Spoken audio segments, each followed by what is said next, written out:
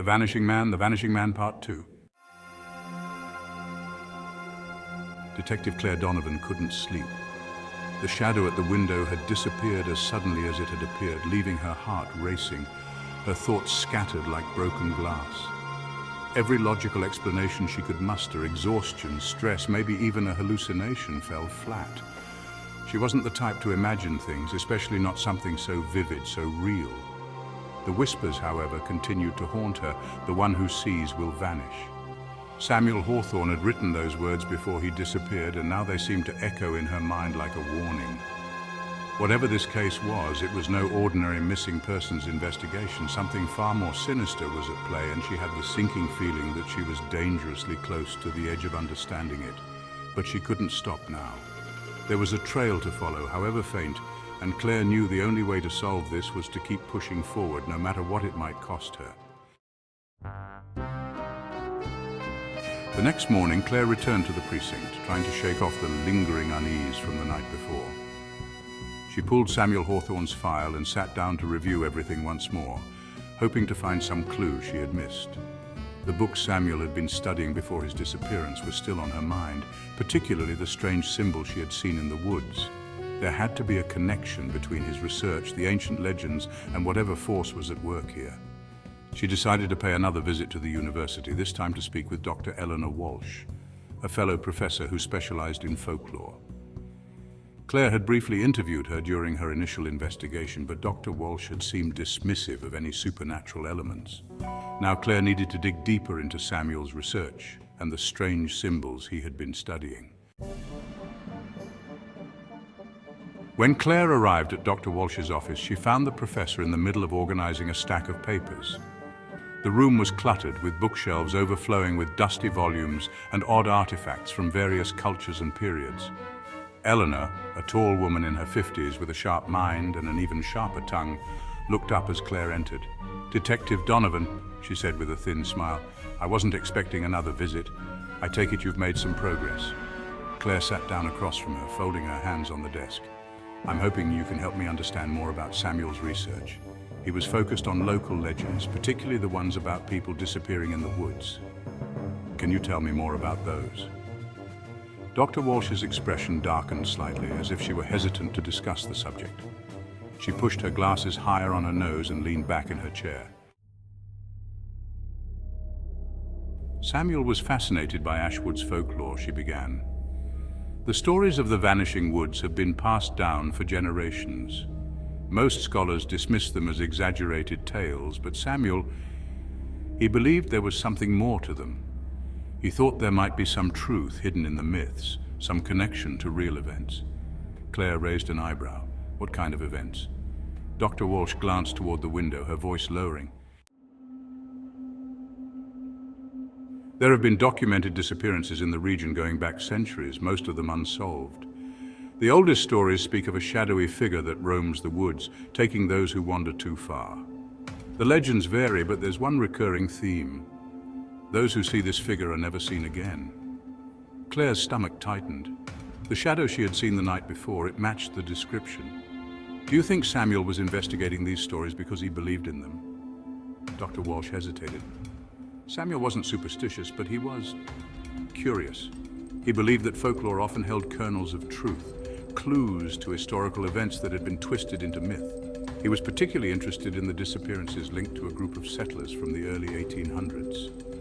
They vanished without a trace, and some believed they had been taken by this force."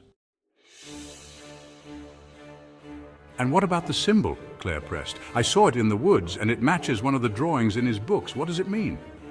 Dr. Walsh's expression grew even more guarded. "That symbol, it's been associated with rituals of protection and sometimes of summoning. It's been found in various cultures, always connected to attempts to communicate with or ward off otherworldly entities.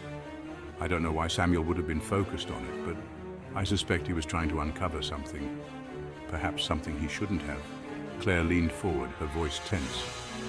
"Do you think he summoned something? Something that could explain his disappearance?" The professor didn't answer immediately. She seemed to weigh her words carefully before speaking. I think Samuel may have been too close to something dangerous, whether he realized it or not. If he was trying to interact with the force behind these disappearances, he might have opened a door that should have remained closed. The words hung in the air, thick with unspoken meaning. Claire felt a chill creep up her spine. She had never believed in the supernatural, but this case was forcing her to question everything she thought she knew. "What can you tell me about the settlers who disappeared?" Claire asked, trying to steer the conversation back to concrete facts. Dr. Walsh flipped through a notebook on her desk, then retrieved an old newspaper clipping. The settlers were part of a small community that lived on the outskirts of what is now Ashwood. According to local records, they vanished one by one over the course of a single winter. Some people claim to have seen strange lights in the woods before the disappearances, and others spoke of a shadowy figure lurking near the settlement. Claire took the clipping, skimming over the brief article. It was a century-old account of a mass disappearance with no known explanation. The parallels to Samuel's case were unsettling. As Claire stood to leave, Dr. Walsh stopped her with one final remark. "Detective, be careful. The woods have a way of pulling people in, especially those who are already looking for answers. Sometimes the more you search, the closer you get to whatever's hiding out there." Claire nodded, but her mind was already racing. She had more questions than ever, and fewer answers.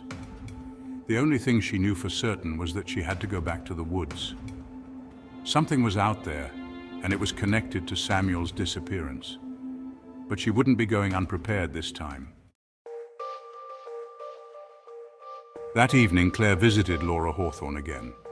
Laura had grown increasingly distraught since Claire's first visit, her hope fading with each passing day.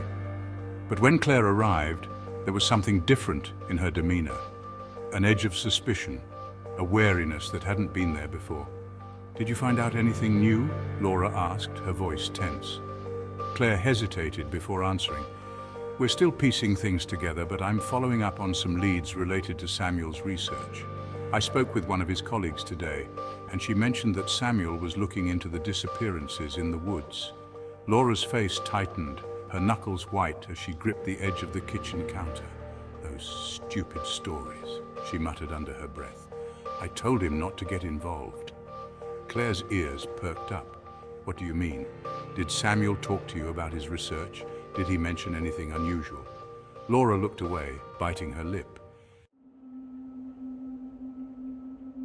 "He became, obsessed," she admitted. "He didn't say much, but I could tell something was bothering him.